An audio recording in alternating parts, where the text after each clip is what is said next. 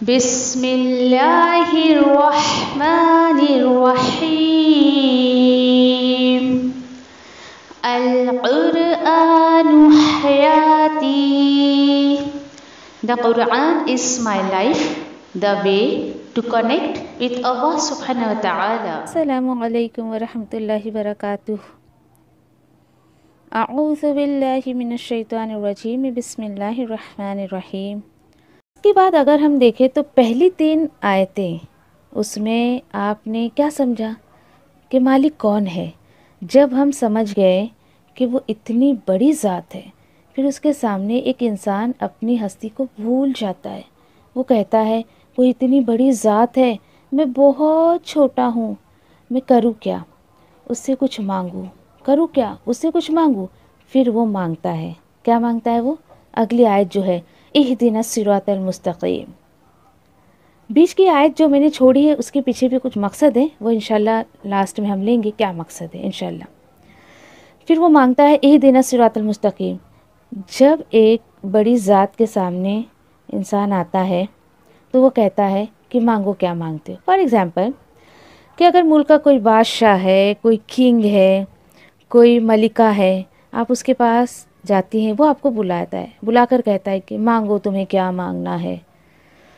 تو اس سے آپ یہ کہیں کہ یہ جو آپ کے ہاتھ میں گھڑی ہے نا، یہ اتار کے دے دیجئے مجھے. تو آپ نے اس بادشاہ کی قدر ہی نہیں پہچانی. اور بادشاہ آپ سے کہے گا یہ گھڑی تو آپ خود بھی خرید سکتی ہیں. مجھ سے مانگنا تھا تو کوئی وزارت مانگتے، کوئی بڑی چیز مانگتے. یعنی اصل بات یہ ہے کہ ہم اصل میں اس کی اہمیت کو نہیں پہچان پاتے. جب ہم اپنے رب کے در پر آتے ہیں نا، وہ تو خیر دنیا کا معاملہ ہے، لیکن جب انسان رب کے در پر آتا ہے تو وہاں تو اس کو چھوٹی بڑی چیزیں سب مانگنی ہے. لیکن جب ایک انسان کو اللہ کی قدر آتی ہے نا، تو وہ کہتا ہے رب بس مجھے ایک نعمت دے دے، مجھے کچھ نہیں چاہیے، مجھے بس ایک نعمت دے دے. کیونکہ جب یہ مل جائے گی نا تو دنیا میں ہر نعمت میرے لیے ایک تحفہ ہے. اور آپ کو پتہ ہے وہ نعمت کیا ہے؟ وہ ہے ہدایت کی نعمت. یاد رکھیے، اللہ تعالیٰ سے جب آپ ہدایت کی دعا مانگتے ہیں تو پھر اس کے بعد زندگی میں خیر ہی خیر آ جائے گی آپ کے. اور اللہ تعالیٰ جب آپ کو ہدایت عطا کر دیتا ہے تو ڈیفینیٹلی اس خیر سے کوئی آپ کو روک نہیں سکتا ہے. اب آپ سوچیں گے یہ کیا بات ہو گئی، کیوں مانگے؟ تو ہدایت آپ کو پتہ ہے ایک میجک اسٹون ہے. میجک اسٹون ہے، کسی بھی چیز کے ساتھ لگے گا نا تو لوہا سونا بن جاتا ہے. جیسے آپ نے کبھی سونے کی چھڑی کا نام سنا ہوگا. مثلا دیکھیے کہ آپ یہ دیکھیے کہ دنیا میں آپ کو کیا نعمتیں ملتی ہیں. اگر آپ اولاد کو نعمت سمجھتے ہیں، ایک اولاد کی نعمت آپ کو ملی، مگر اس بات کی آپ کو ہدایت نہیں ہے کہ اس کی پرورش آپ کو کیسی کرنی ہے، تو وہ اولاد تو آپ کے لیے وبال بن جائے گی. آپ کے پاس مال ہے پر آپ کو یہ نہیں پتہ ہے کہ اس مال کو خرچ کیسے کرنا ہے، تو وہ مال تو آپ کے لیے فتنہ بن جائے گا. آپ کے پاس گاڑی ہے لیکن آپ کو چلانی نہیں آتی ہے، آپ کو اس چیز کی ہدایت نہیں کہ اس کو چلانی کیسی ہے، تو حادثہ ہو جائے گا. یہ اللہ تعالیٰ سمجھا رہے. دیکھیے ہدایت سے آپ کیا سمجھ رہی ہیں، کیا سمجھیں؟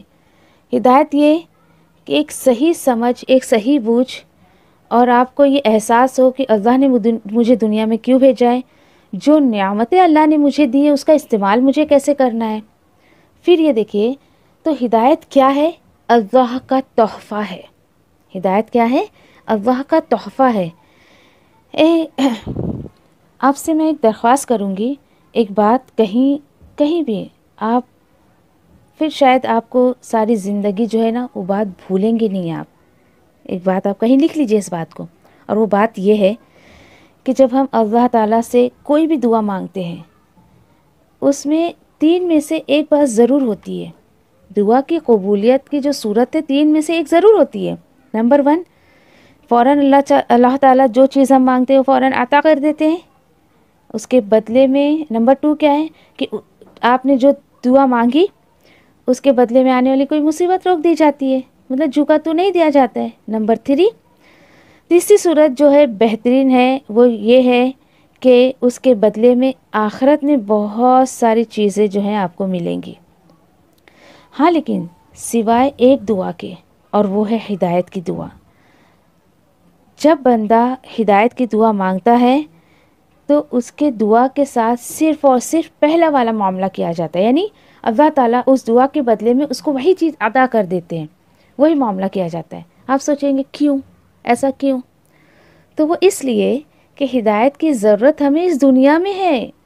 آپ کہیں گے کہ ہدایت ہمیں جو ہے وہ آخرت میں مل جائے، تو نہیں، آخرت میں تو ہدایت کی کوئی ضرورت ہی نہیں ہے۔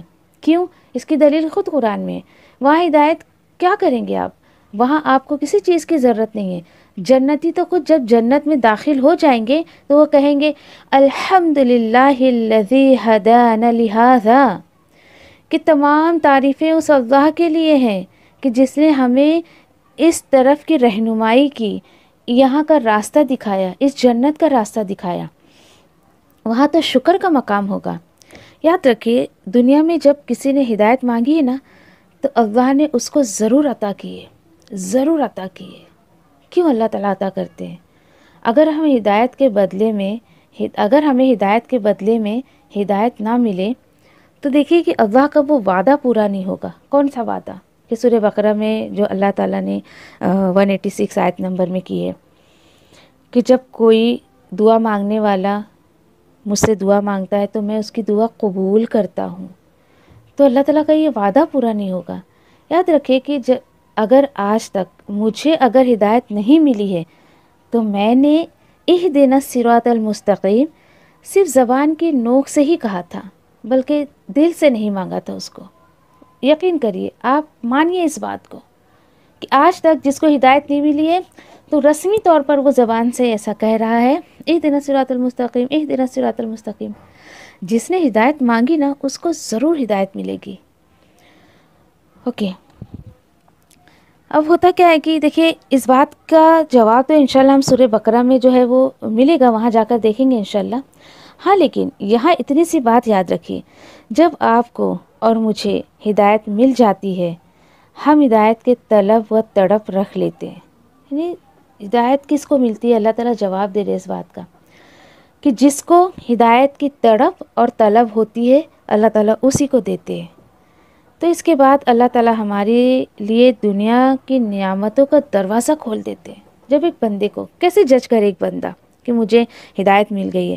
دنیا میں آپ کے لیے نعمتوں کا دروازہ اللہ تعالیٰ کھول دیتے ہیں، پھر میری اور آپ کی زندگی خوشیوں سے بھرنے لگتی ہے۔ جب آپ کی زندگی میں خوشیاں آنے لگے تو سمجھ جانا کہ اللہ تعالیٰ نے میرے لیے ہدایت کا دروازہ کھول دیا ہے انشاءاللہ۔ اب آج کل دیکھیے کہ کچھ لوگ جو ہے وہ کتنا تڑپتے ہیں لوگوں کی ہدایت کے لیے کہ میرے شوہر کو اللہ تعالیٰ ہدایت دے دے، میرے بچوں کو ہدایت دے دے، میرے پیرنٹس کو ہدایت دے دے۔ کیوں ان کو ہدایت نہیں ملتی؟ اصل وجہ یہ ہے کہ ان کو خود کو تڑپ نہیں ہے۔ اللہ تعالیٰ نے ہدایت کو تڑپ کے ساتھ اور طلب کے ساتھ رکھ دیا ہے۔ جتنی جس کو تڑپ ہوگی، جتنی جس کو طلب ہوگی، اللہ تعالیٰ اتنی ہی زیادہ ان کو ہدایت جو ہے وہ عطا کریں گے، ہدایت کی طرف رہنمائی کریں گے۔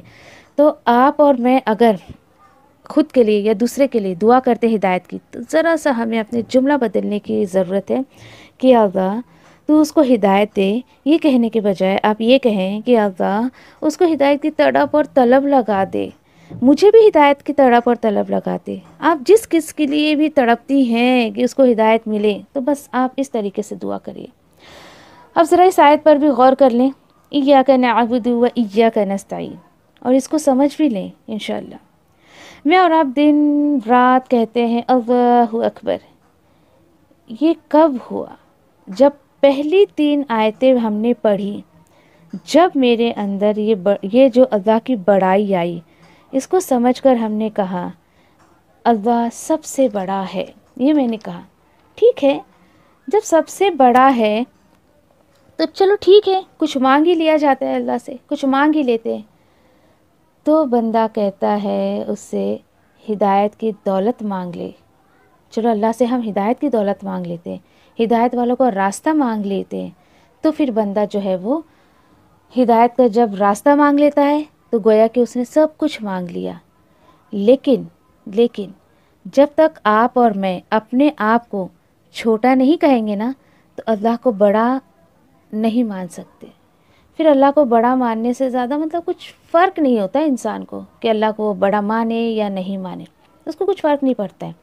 ہاں لیکن آپ ایک بات ضرور نوٹ کر لیں، تو شاید کہ ایک دن میں تقریباً 100 200 3 بار ہم اللہ اکبر کہتے ہیں، جیسے کہ ہر فرض نماز کے بعد ہم 33 مرتبہ جو ہے تسبیحات جو پڑھتے ہیں، اس میں آپ اس کو ملٹیپلائی کر دیں کس سے 5 سے 5 وقت کی نماز میں، اور اس کے بعد جو کیلکولیشن نکلتا ہے وہ دیکھیے آپ.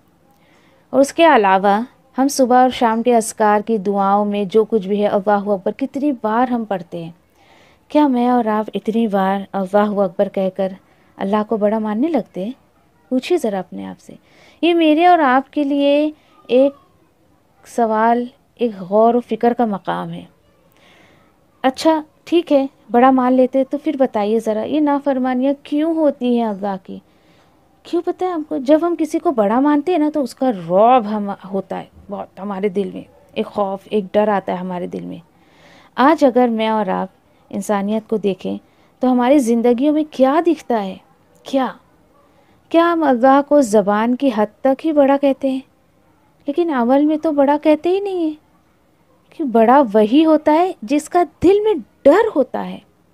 تو لہٰذا اب اتنا سب سننے کے بعد مجھے کیا فیلنگ آنی چاہیے؟ کیا فیلنگ آنی چاہیے؟ انی اصغر، کہ اللہ میں بہت چھوٹی ہوں. تو گویا کہ آپ یہ جو ایک آیت ہے بیچ میں جو میں نے چھوڑا تھا، ایاک نعبد و ایاک نستعین، ایاک نعبد سے میں نے کیا سیکھا؟ انی اصغر، اللہ میں بہت چھوٹی ہوں. و ایاک نستعین سے جو مجھے میسج ملا وہ ہے اللہ اکبر، اللہ بہت بڑا ہے. مجھے امید ہے کہ شاید آپ کو اس صورت کا میسج سمجھ آ گیا ہوگا. آ گیا؟ تو دیکھیے کہ یہ بندے اور اللہ کے، رب کے درمیان ایک کنورسیشن ہے. اگر ہم صرف فرض نماز کی بات کریں، دن میں 17 بار اللہ تعالیٰ آپ سے یہ کال ملواتے ہیں، کال کنیکٹ کرتے ہیں. کیا ہوتا ہے اس میں؟ آؤ مجھ سے باتیں کرو، آئیے باتیں کرتے ہیں. اللہ تعالیٰ بولتے ہیں آئیے دل کی باتیں کرتے ہیں. یہ اللہ تعالیٰ بولتے ہیں ہم سے دن میں اتنی مرتبہ. پھر جب آپ اور میں اس کے اندر کھو جاتے ہیں نا تو بندگی، غلامی، اطاعت، سبمیشن، یہ ساری چیزیں ہمارے اندر آ جاتی ہے. اب دیکھیے کہ دنیا میں لفظ غلامی کیسا لگتا ہے آپ کو؟ بہت برا لگتا ہے نا، کوئی پسند نہیں کرتا ہے.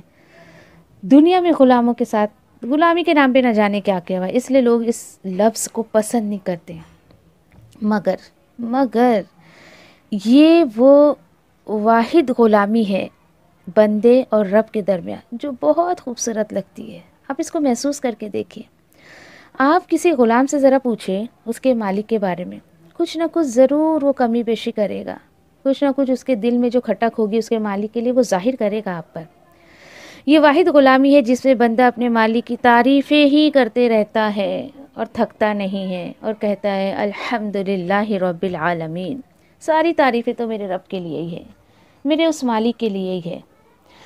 اگر میں اور آپ سورۃ الفاتحہ کا ایسنس، اس کی خوشبو اپنی زندگی میں لے لیں تو ہماری زندگی، جو ہماری عبادت ہے نا وہ جو ہے بہت میٹھی ہو جائے گی.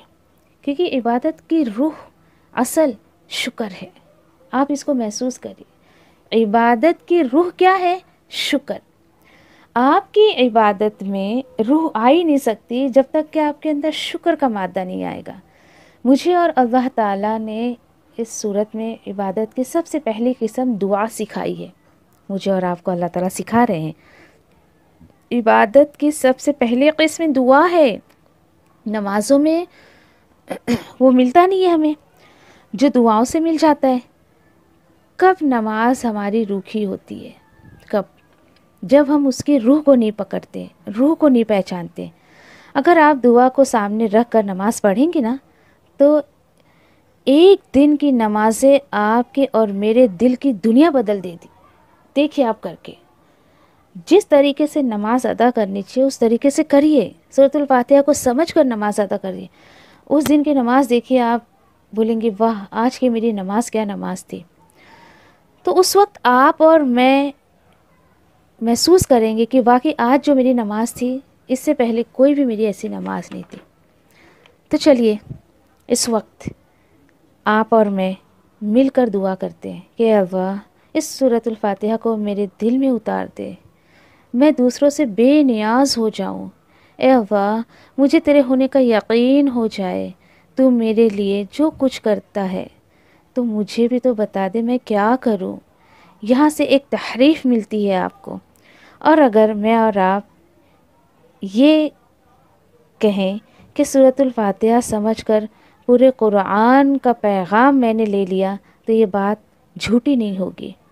اگر آج کے بعد ہم میں سے اگر کسی کو موت بھی آ گئی نا تو یقین کریے کہ آپ نے پورے قرآن کا پیغام لے لیا، اور وہ پیغام ہے کہ اس دنیا میں اللہ کے بندے بن کر جیو اور اس کو مالک سمجھو اور اس کے آگے جھکو اور اس کے حکم پر چلو اور اس دنیا میں ہدایت کے ساتھ زندگی بسر کرو۔ پھر آپ دیکھیں گے کہ زندگی میں کتنی خوبصورتیاں آئیں گی آپ کی۔ پھر مجھے اور آپ کو ہدایت کے سفر میں چلتے ہوئے کوئی روک نہیں سکے گا۔ آگے دیکھیے آپ، ہمارا ہدایت کا سفر جو ہے وہ سیدھا نہیں ہوتا ہے۔ جو یہ لفظ ہے نا صراط المستقیم، اگر آپ اس کو اپنے ایک مائنڈ میپ کے ساتھ دیکھیں گے نا تو یہ سیدھا راستہ نہیں ہوتا ہے۔ آپ جب بھی کبھی ہدایت کے سفر پر جائیں گی تو تھوڑے تھوڑے عرصے کے بعد وہاں کوئی نہ کوئی آپ کو رکاوٹیں، مشکلات کا سامنا تو کرنا پڑے گا، نو ڈاؤٹ، نو ڈاؤٹ۔ تو آپ کو خطرہ ہوگا کہ آپ وہاں سے پلٹ جائیں۔ اب یہاں پہ آزمائش ہے آپ کی، آپ پلٹتی ہیں یا اس سفر کو جو ہے آگے لے کر چلتی ہے۔ مثلاً آپ یہ دیکھیے کہ آپ کو خیال آ سکتا ہے کہ کیوں میں نے گروپ جوائن کر لیا، اس وقت یہ جتنے وقت میں یہ آڈیو سنوں گی کوئی دوسرا کام کر سکتی ہوں، کچھ بھی کر سکتی ہوں، یہ آپ کے مائنڈ میں وسوسہ شیطان ڈال سکتا ہے۔ تو آپ دیکھیے کہ ہدایت کے راستے کے لیے آپ کو جو بھی ارادہ یا فیصلہ کرنا ہے نا وہ آپ ابھی اللہ کے کلام کو سنتے سنتے کریے، کوئی اچھی سی نیت کریے، کوئی اچھا سا فیصلہ کریے، کر لیجئے۔ کیا کریں گے آپ بتائیے؟ بہت اچھی نیت یہی کریے کہ اللہ تعالیٰ جو یہ گروپ سے مجھے میسیج مل رہا ہے یا اللہ کے کلام سے کہیں سے بھی میں کوئی سا بھی میسیج لوں، مجھے اس پر عمل کرنے والا بنا، میں تیرے راستے میں رکنے والوں میں سے نہ بنوں، میں پلٹنے والوں میں سے نہ بنوں، ٹھیک ہے؟ اور ایک چیز آخری بات کر کے میں اپنی بات کو پوری کریں گے انشاءاللہ۔ اب سوچئے ایک اور نعمت آپ کے دامن میں آ گئی ہے، میرا سر اور جھک جانا چاہیے، یہ قرآن میری زندگی بن جائے، پھر آپ کی زندگی میں واقعی وہ خوبصورتی آئے گی جس کا آپ اور میں اندازہ نہیں لگا سکتے۔ محسوس کر کے دیکھیے اس نعمت کو انشاءاللہ۔ والسلام علیکم ورحمۃ اللہ وبرکاتہ۔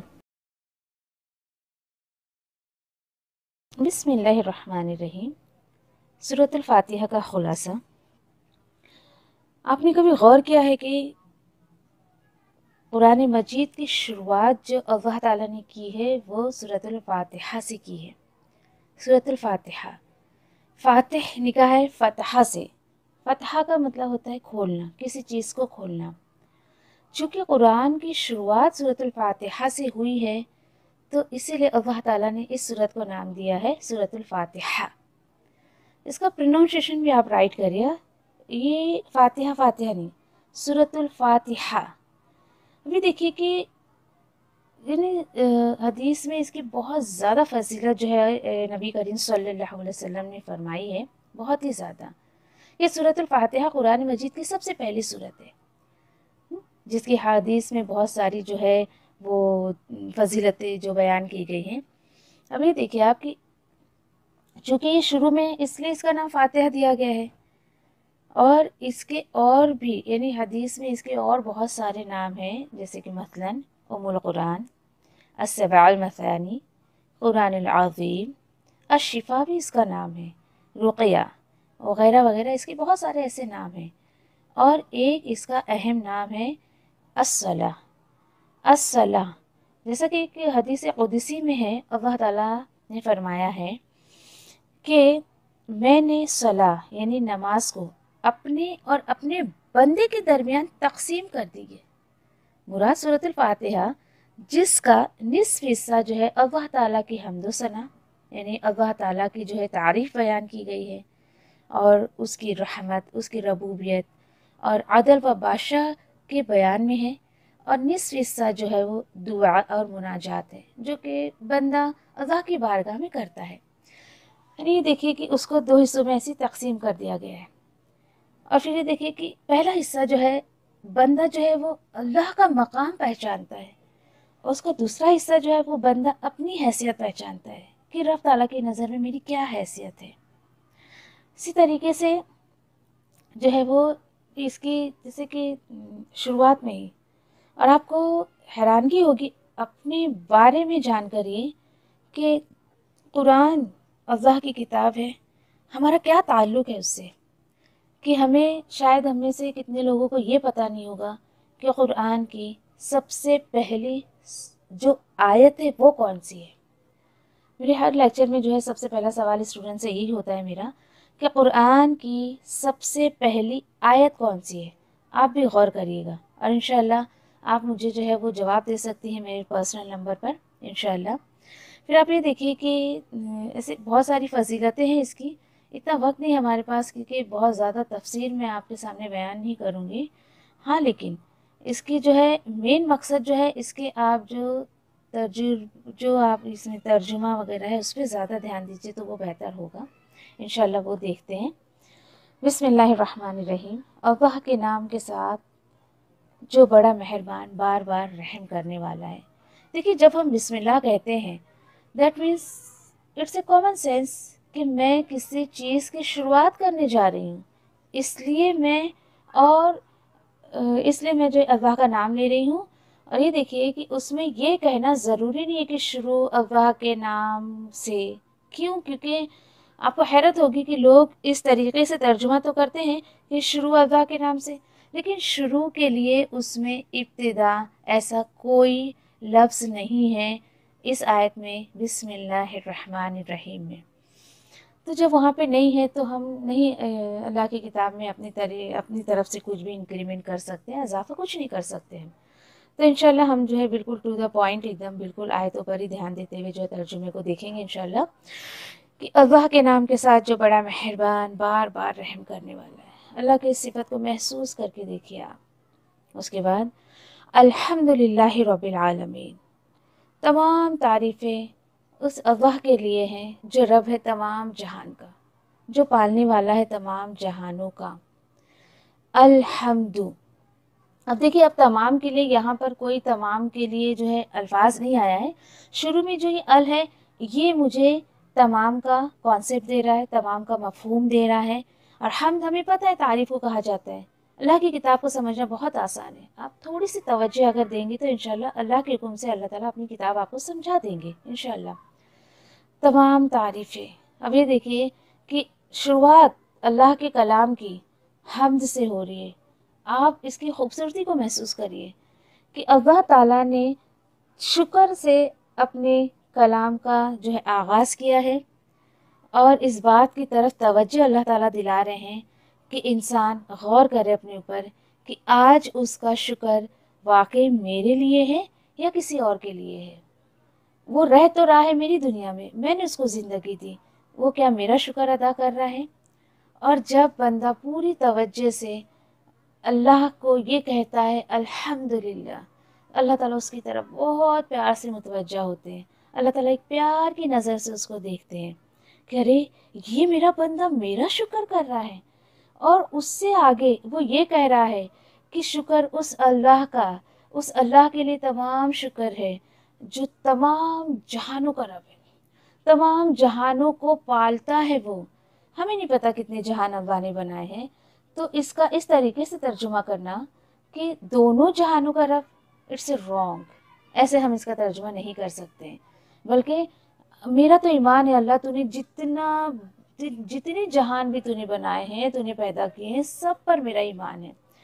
تو اس رب کا شکر جس نے تمام جہان کو پیدا کیا اور اس کا رب بھی ہے۔ رب کا مطلب ہوتا ہے پالنے والا، حالانکہ اتنا ڈیپ ہے اس لفظ میں، ہم ایک پالنے والا بول کر اس کو جو ہے پورا نہیں کر سکتے ہیں۔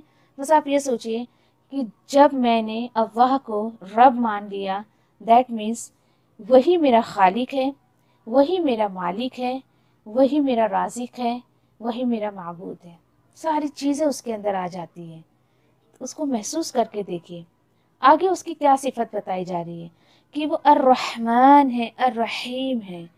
دیکھیے الرحمن یعنی مہربان تو ہے، مہربانی اس کی تمام دنیا والوں پر ہے، تمام جہان والوں پر ہے۔ آپ یہ دیکھیے یہ اللہ کی صفت مہربانی کہ اللہ تعالیٰ کو جو مانتا ہے اس پر بھی وہ رحم کرتا ہے، مہربان ہے، وہ مہربانی کرتا ہے، اور جو اس کو نہیں مان رہے اس پر بھی مہربانی کرتا ہے، جو مان رہے اس پر بھی۔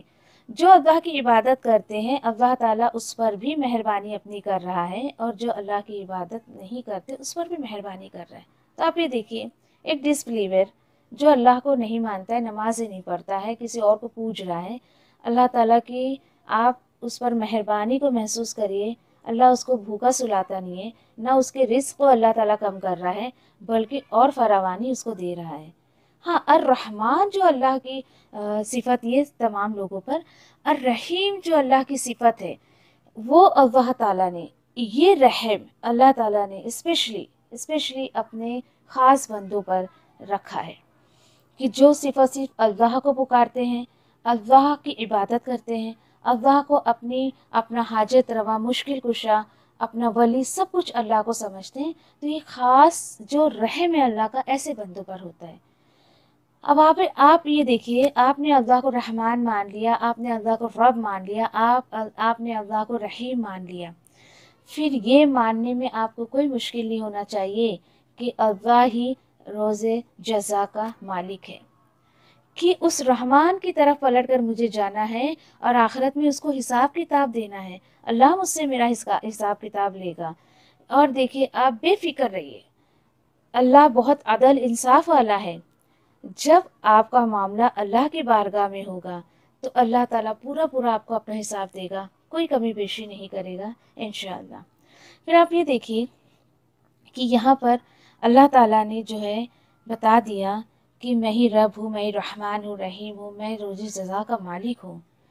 اب اتنی جب بڑائی اللہ کی جب اس بندے کے دل میں آتی ہے، جب اس کو سمجھتا ہے، پھر بندہ بے تحاشا یہ کہہ اٹھتا ہے ایاک نعبد و ایاک نستعین، یا اللہ میں کیسے یہ نہ کہوں کہ میں صرف تیری عبادت کرتی ہوں اور صرف تجھے سے مدد مانگتی ہوں۔ یہ بندہ اپنی حیثیت اللہ کی نظر میں بتا رہا ہے کہ اللہ میری حیثیت تیری نظر میں صرف اتنی ہے کہ ہم تیری ہی عبادت کرتے ہیں، اور صرف کرتے نہیں، کرتے ہی رہیں گے، اور صرف تجھے سے مدد مانگتے ہیں۔ اب یہ دیکھیے آپ سورۃ الفاتحہ وہ سورت ہے کہ جسے آپ اگر نماز میں نہ پڑھیں تو آپ کی نماز نہیں ہوگی، حدیث مبارکہ میں ہے، اس کا مفہوم میں آپ کو بتا رہی ہوں۔ چاہے وہ کوئی سی بھی نماز ہو، کوئی سی بھی، چاہے آپ فرض نماز پڑھ رہی ہیں، سنت پڑھ رہی ہیں، نفل پڑھ رہی ہیں، نماز جنازہ پڑھ رہی ہیں، نماز عیدین آپ پڑھ رہی ہیں، جمعہ کی نماز پڑھ رہی ہیں، زندگی میں آپ کوئی بھی نماز پڑھیں گی، سورۃ الفاتحہ کے بغیر وہ انکمپلیٹ ہے۔ اگر ہم ڈیلی اپنے اوپر غور و فکر کریں، پورے دن میں انسان اگر فرض نماز ہی پڑھتا ہے، پورے دن میں ہر رکعت میں وہ اس سورت کو پڑھتا ہے، اور یہ وعدہ لیتا ہے اللہ سے ایاک نعبد و ایاک نستعین، وعدہ لے رہا ہے اللہ سے، اللہ صرف تیری ہم عبادت کرتے ہیں اور صرف تجھے سے مدد مانگتے ہیں۔ تو آپ یہ دیکھیے کہ اس بندے کا رویہ آفٹر نماز کیا ہوتا ہے، کیا واقعی وہ صرف اللہ کی عبادت کرتا ہے، کیا واقعی وہ صرف اللہ سے مدد مانگتا ہے؟ غور کرنے کی بات ہے۔ اور دیکھیے کہ اگر اس کو اپنے آپ کو جانچنا ہے کہ واقعی وہ اللہ کی عبادت کرتا ہے اور وہ واقعی جو ہے وہ اللہ سے مدد مانگتا ہے، تو وہ اس بات پہ غور کرے کہ میں اللہ کی کتنی جو ہے حکم کو مانتی ہوں یا اللہ کے کتنے حکم پر عمل کرتی ہوں۔ بس ایک سیدھا سا چیک لسٹ اپنے لیے آپ رکھیے، کیونکہ اگر واقعی میں اللہ کی بندگی کرتی ہوں، اللہ کی عبادت کرتی ہوں، تو ڈیفینیٹلی میں اس چیز کو اپنے آپ کو ایسے چیک کروں گی کہ میں اللہ کے حکم پر کتنا عمل کر رہی ہوں۔ کیونکہ دیکھیے ہم کہنا اسی کا مانتے ہیں جس سے ہم محبت کرتے ہیں۔ ہاں اللہ کی محبت میں اللہ سے محبت کر رہی ہوں یا میں اللہ کی عبادت کر رہی ہوں، تو میں اس کو کتنا کہنا مان رہی ہوں اس کا، دیٹس اٹ۔ اتنی سی بات آپ اپنے لیے چیک لسٹ کے طور پر رکھ لیجئے۔ پھر اس کے بعد بندہ جب ٹھک جاتا ہے اس چیز پر کہ مجھے صرف اور صرف اللہ کی عبادت کرنی ہے، مجھے صرف اللہ کی مدد چاہیے، پھر اس کو اپنی فکر لگ جاتی ہے۔ اپنی فکر کیا لگتی ہے؟ کیا واقعی میں سیدھے راستے پر ہوں؟ پھر جب اس کو اپنی فکر لگتی ہے تو اللہ سے وہ مانگتا ہے اہدنا الصراط المستقیم، کہ اے اللہ مجھے سیدھے راستے کی رہنمائی کر دے، اہدنا الصراط المستقیم۔ اب آپ یہ دیکھیے، آپ مانگ رہی ہیں اللہ سے کہ اللہ مجھے سیدھے راستے کی طرف چلا دے چلا دے چلا دے۔ تو صرف مانگنا ہی نہیں آپ کو، اس کی تڑپ بھی مانگنی ہے آپ کو، اللہ مجھے سیدھے راستے کی تڑپ دے دے۔ اور جب آپ کے اندر تڑپ آئے گی، جس دن آپ نے اس صورت کو سمجھ کے، اس آیت کو سمجھ کے اللہ کی بارگاہ میں تڑپ کر ہدایت مانگ لی نا، تو یقین کریے اسی دن اللہ تعالیٰ آپ کی دعا کو قبول کر لیں گے۔ اور آپ یہ دیکھیے کہ آپ نے اس گروپ کو جوائن کیا اللہ کے کلام کو سمجھنے کی کوشش کرنے کے لیے، لمحہ آپ کو یاد نہیں ہے کہ کب آپ نے تڑپ کر اس آیت کو پڑھا اور اللہ تعالیٰ نے جو ہے آپ کو چن لیا اپنی کتاب کو سمجھنے کے لیے۔ الحمدللہ، اللہ کا شکر ادا کریے۔ پھر آپ یہ دیکھیے کہ ہم اللہ سے سیدھے راستے کی توفیق مانگ رہے ہیں، پھر آپ کیسے آپ اپنے آپ کو جانچیں گی کہ واقعی آپ سیدھے راستے پر آ رہی ہیں، کہ اللہ نے آپ کو چوز کر لیا ہے۔ بہت سیدھا سا سمپل سا ایک اندازہ ہے یہ، کہ جب آپ کو اللہ چن لے گا، سیدھے راستے کی طرف توفیق دے دے گا، آپ کے اندر شکر کا مادہ بہت آ جائے گا، آپ اللہ کی بہت ہی زیادہ شکر گزار بندی بن جائیں گی انشاءاللہ انشاءاللہ۔ صراط الذین انعمت علیہم، اللہ تعالیٰ فرما رہے ہیں دیکھو کہ اور ایک اب آپ نے بات یہیں تک نہیں چھوڑ دی کہ بس سیدھا راستہ دکھا دے، نہیں، آپ اور یہ مانگ رہی ہیں، محسوس کریے آپ روز یہ مانگتی ہیں دعا، نماز میں یہ دعا، صراط الذین انعمت علیہم، راستہ ان لوگوں کا ہے اللہ جس پر تو نے انعام کیا۔ تو آپ کو میں ایک ایکٹیویٹی دوں گی کہ آپ سورہ نساء کی آیت نمبر 69 کھول کر دیکھیے کہ اللہ تعالیٰ نے کن لوگوں پر انعام کیا، اور اس حساب سے پھر اب آپ جب یہ آیت پڑھیں گی نماز میں تو آپ کا دھیان جانا چاہیے کہ اللہ اچھا تو نے ان لوگوں پر انعام کیا ہے، وہ کون سے لوگ ہیں؟ وہ انبیاء ہیں، وہ رسول ہیں، وہ شہداء ہیں، وہ سچے لوگ ہیں جن پر اللہ نے انعام کیا۔ اور اللہ تعالیٰ آگے فرما رہے کتنے پیارے ساتھی ہیں نا یہ، جن کو مل جائے تو کتنی اچھی بات ہوگی۔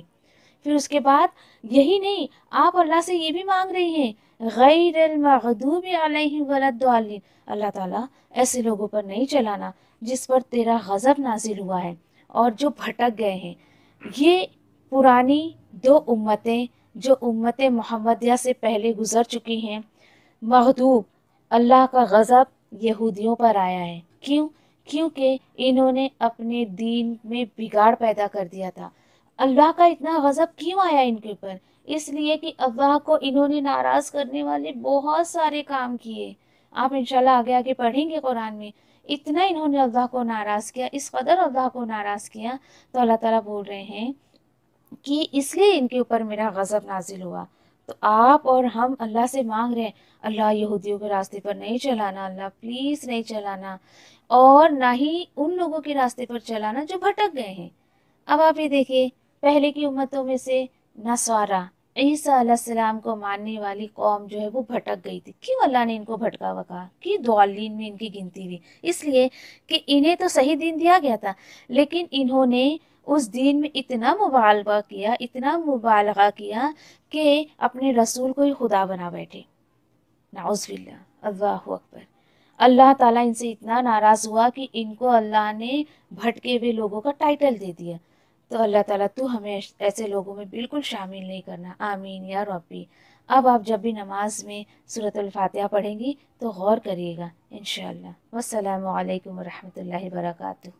سبحان اللہ و بحمدہ، سبحانک اللہم و بحمدک، نشہد ان لا الہ الا انت، نستغفرک و نتوب الیک۔ ربنا تقبل منا انک انت السمیع العلیم وتب علینا انک انت التواب الرحیم، آمین یا رب العالمین۔ جزاکم اللہ خیر۔ السلام علیکم ورحمۃ اللہ وبرکاتہ۔ جزاکم اللہ خیرا، وآخر دعوانا الحمد للہ رب العالمین۔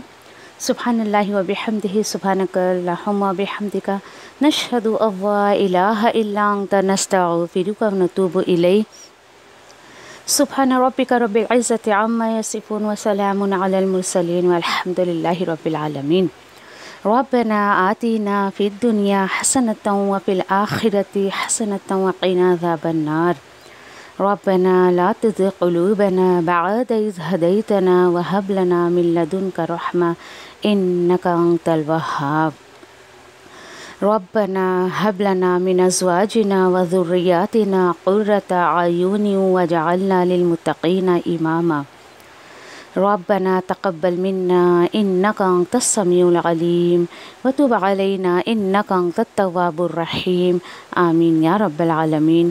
السلام علیکم ورحمۃ اللہ وبرکاتہ.